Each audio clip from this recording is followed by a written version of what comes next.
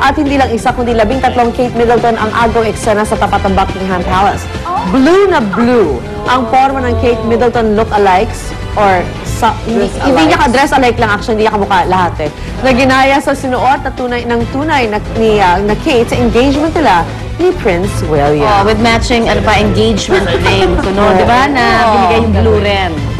And of course, bilang mga bride-to-be, suot din nila po yung mga replica ng engagement ring na bigay ni Prince William. Ayan. At ang mga Kate Middleton dress-alike, mga estudyante ng Royal College of Arts sa London, at gusto lang daw nilang magbigay ng kakaibang pre-wedding treat sa mga turista sa Buckingham Palace. Ang cute nila. Mag-assign na daw tayo sino papadala doon live para i-cover ang event na to. Away. Patahin sila lang ha. Pwede ba bunutan para fair? Oo nga, pwede. Pero sana maging masaya ito, no? Masaya kasi talaga they really love each other. So it's a celebration. Bagay na bagay talaga. Oo. Ang ganda ni Kate Middleton. Tama. Regal na regal. Meron nga siyang making ng isang Princess Diana. Oo. Pati sa kilos, sa galaw, sa pagdadamit. Oo. Alright, narito naman ang hirit panahon ni Love and Novella.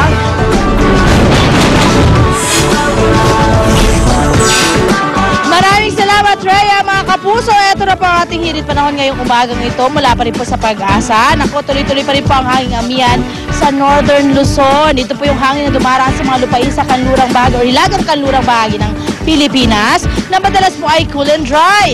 Ang eastern section naman po ng ating bansa ay makakaranas ng easterlies. Ito po yung mga hangin na nagbumula sa silangan naman. Kaya naman po ang Eastern Luzon at pati rin po ang Visayas magkakaroon po ng maulap na kalangitan na may kalat-kalat na pagulan, pagkidlat at pagtulugan. Natitirang bahagi naman po ng ating bansa. Kasama na po dyan ang Metro Manila. Magkakaroon ng bahagya hanggang sa maulap na kalangitan na may pulo-pulong pagulan, pagkidlat at pagtulog. Lalo na po sa hapon o sa gabi, naranasan natin yan kahapon. Ang ating pong sunrise naman, 6:25 ng umaga at ang ating pong sunset ay 5:49 ng hapon. Narito naman po ang mga temperature and weather conditions sa iba pang bahagi ng Pilipinas. Tandaan niyo po mga kapuso, sa kahit ano pa mang hamon ng panahon, manatiling alerto at mahinahon.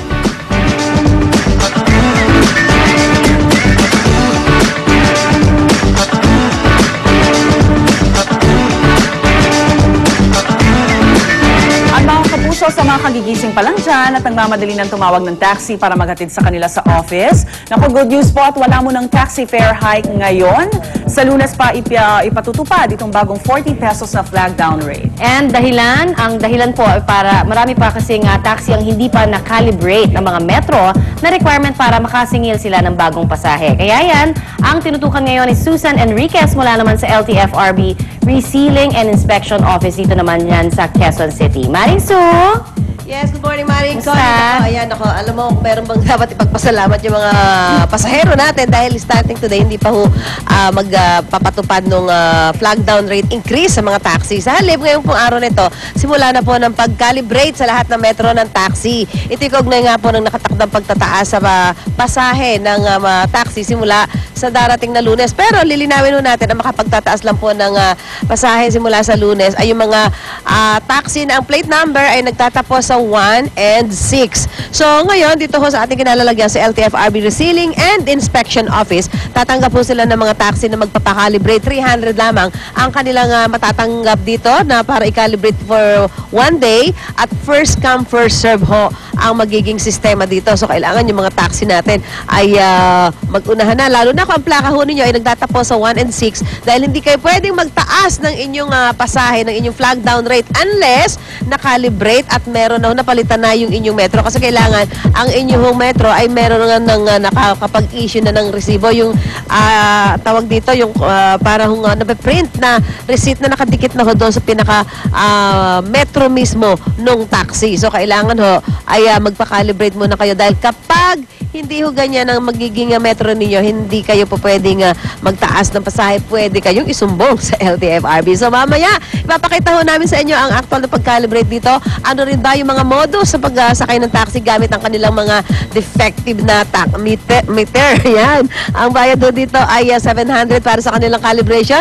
At kung papalitan naman yung unit dahil wala pa, hindi pa ito nakakapag-print ng receipt, ito po ay nagkakahalaga ng 4,500 pesos. So tutok lang ho kayo, lalong-lalo na ho yung mga mahilig sumakay sa taxi, kailangan ay huwag ninyong kaligtaan ng mga ibabalita namin mula ho rito sa LTFRB Resealing and Inspection Office. Kaugnay ng nakatakdang pagtataas sa pasahe ng taxi simula po sa Lunes at dahil nga ho hindi sabay-sabay makakalibrate, tatagal ho ang pagkakalibrate na ito ng hanggang 6 na buwan at doon ho may papatupad na lahat ng mga taxi ay makakapagtaas na sa kanilang pasahe. Mula po rito sa Quezon City, back to studio po tayo.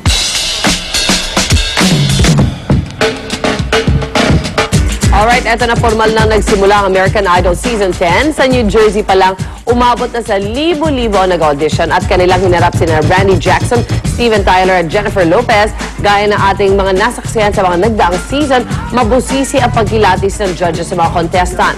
Kitang-kita naman marami sa kanila 100% ang pinakikitang lakas para ibida ang talent. Pero may ilan ding mapapailing ka at merong iba namang sinasabayan ang galing sa pag-acting ang kanilang audition. 51 Idol hopefuls ang nakapasa sa New Jersey audition leg at aabante sila sa Hollywood auditions. Next stop ng AI ang New Orleans, kaya tutukan ng part 2 ng exciting na American Idol Season 10 premiere live via satellite 6 p.m. mamayang gabi sa Q Channel 11. Esperado ma-discover yung batang yun, ha? Oo, hindi. Pero alam mo kasi kung bakit sila gumagawa noon, yung mga nagpapaawa. Hindi kasi hindi makapag-no itong si Jennifer Lopez. Emotional pa siya. Pero unti-unti natututo siya mag-say ng no.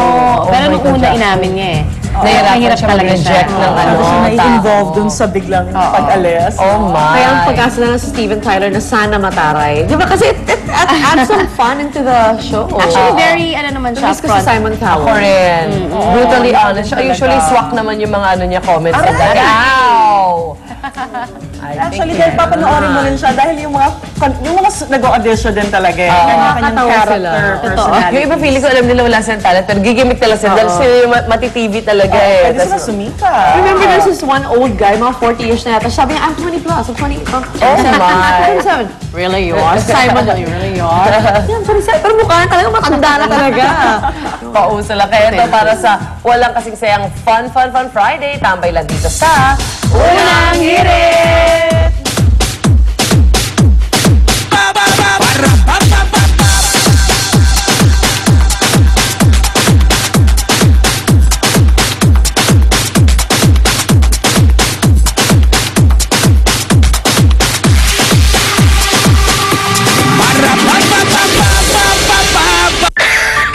New from the makers of Robitussin, Robi Kids, ang partner mo mami sa unang kids.